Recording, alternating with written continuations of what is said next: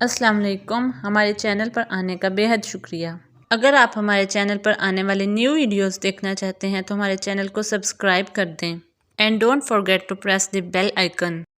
اس کے علاوہ ہماری حوصلہ افزائی کے لیے ویڈیو کو لائک اور شیئر کرنا نہ بھولیے گا۔ اپنی رائے کا اظہار آپ کمنٹ باکس میں کر سکتے ہیں۔ چلیں اب بڑھتے ہیں ویڈیو کی جانب۔ موٹر سائیکل کا پنچر لگواتے ہوئے میں فیصلہ کر چکا تھا کہ اس ہفتے میں اپنے گھر واپس نہ جاؤں گا۔ اس ہفتے میں اپنے گھر واپس نہ جاؤں تو بہتر ہے، دیر تو ویسے بھی ہو چکی تھی اور جہاں پچھلے 3 ہفتے گزر چکے تھے یہ بھی گزار ہی لوں گا تو گرمیوں کی چھٹیوں میں ایک بار ہی چلا جاؤں گا۔ اسی سوچ بچار میں نے روڈ پر کھڑے 15-16 سال کے ایک نوجوان کو اپنی طرف متوجہ پایا۔ وہ عجیب سوالیہ نظروں سے میری جانب دیکھ رہا تھا، جیسے کوئی بات کرنا چاہ رہا ہو لیکن رش کی وجہ سے کہہ نہیں پا رہا تھا۔ جب پنچر لگ گیا تو میں نے دکاندار کو 1000 روپے کا نوٹ دیا۔ اس نے 100 روپے کاٹ کر باقی مجھے واپس کر دیے۔ میں موٹر سائیکل پر سوار ہو کر جو ہی واپس شہر کی طرف مڑنے لگا تو وہ لڑکا جلدی سے میرے پاس آ کر کہنے لگا، بھائی جان میں گھر سے مزدوری کرنے آیا تھا، آج دہاڑی نہیں لگی، مجھے واپسی کا کرایہ 100 روپے دے دیں۔ میں نے ایک حیران کن نظر اس پر ڈالی۔ سادہ سا لباس، ماتھے پر تیل سے چپکے ہوئے بال، پاؤں میں سیمنٹ بھرا جوتا۔ مجھے وہ سچا لگا۔ میں نے 100 روپے نکال کر اس کے ہاتھ پر رکھ دیے۔ وہ شکریہ ادا کر کے چلنے لگا تو نہ جانے میرے دل میں کیا خیال آیا۔ میں نے کہا، سنو بھائی، تمہیں دہاڑی کتنی ملتی ہے؟ اس کے جواب دینے سے پہلے ہی میں نے باقی کے 800 روپے بھی اس کی طرف بڑھا دیے۔ وہ ہچکچاتے ہوئے پیچھے ہٹا اور کہنے لگا، نہیں بھائی، میرا گھر منڈھالی شریف میں ہے، میں 3 گھنٹے میں پیدل بھی جا سکتا تھا، لیکن کل سے ماں جی کی طبیعت ٹھیک نہیں اور اوپر سے دہاڑی بھی نہیں لگی تو سوچا آج جلدی جا کر ماں جی کی خدمت کر لوں گا۔ میں نے کہا، اچھا یہ پیسے لے لو، ماں جی کے لیے دوائی لے جانا۔ وہ کہنے لگا، دوائی تو میں کل ہی لے گیا تھا، آج میں سارا دن ماں جی کے پاس رہوں گا تو وہ خود ہی جلدی سے ٹھیک ہو جائیں گی۔ مائیں دوائیوں سے کہاں ٹھیک ہوتی ہیں بابو جی؟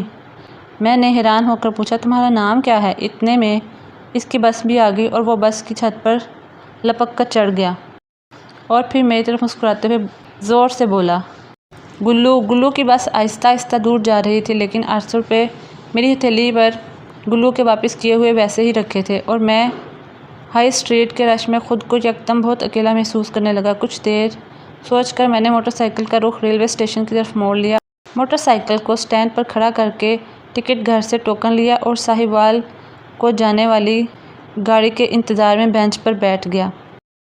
گاڑی کب آئی، میں کیسے سوار ہوا، کچھ خبر نہیں۔ جب ساہیوال اسٹیشن پر اتر کر پھاٹک سے اپنے گاؤں کی وین پر سوار ہوا تو آخری بچے ہوئے 100 روپے کرایہ دے کر جب شام ڈھلے اپنے گھر کے دروازے سے اندر داخل ہوا تو سامنے صحن میں چارپائی پر امی جی سر پر کپڑا باندھے نیم دراز تھیں۔ میرا بڑا بھائی دوائی کا چمچ بھر کر انہیں پلا رہا تھا۔ مجھے دیکھتے ہی اماں جان اٹھ کر کھڑی ہو گئیں اور اونچی آواز میں کہنے لگیں، میرا پتر خیر سے گھر آ گیا ہے، اب میں بالکل ٹھیک ہوں۔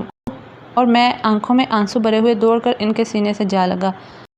بس کی چھت میں کھڑے گلو کا مسکراتا چہرہ ایک دم میری آنکھوں کے سامنے آ گیا اور میں سمجھ گیا کہ اس نے مجھے 800 روپے واپس کیوں کیے تھے۔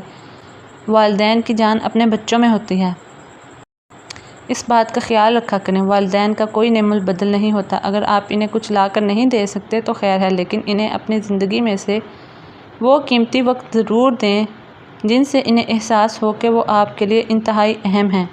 مائیں دوائیوں سے کہاں ٹھیک ہوتی ہیں، کیونکہ ماں باپ کو آپ کے پیسوں کی بھیجی ہوئی دوائیوں کی نہیں بلکہ آپ کی ضرورت ہوتی ہے۔ جن کے ماں باپ اس فانی دنیا سے رخصت ہو گئے ہیں، اللہ تعالیٰ اپنے پیارے حبیب حضرت محمد صلی اللہ علیہ وآلہ وسلم کے صدقے ان کے درجات بلند فرمائے اور ان کو جنت الفردوس میں اعلیٰ مقام عطا فرمائے، اور جن کے ماں باپ حیات ہیں انہیں تندرستی اور صحت والی لمبی زندگی عطا فرمائے، آمین ثم آمین۔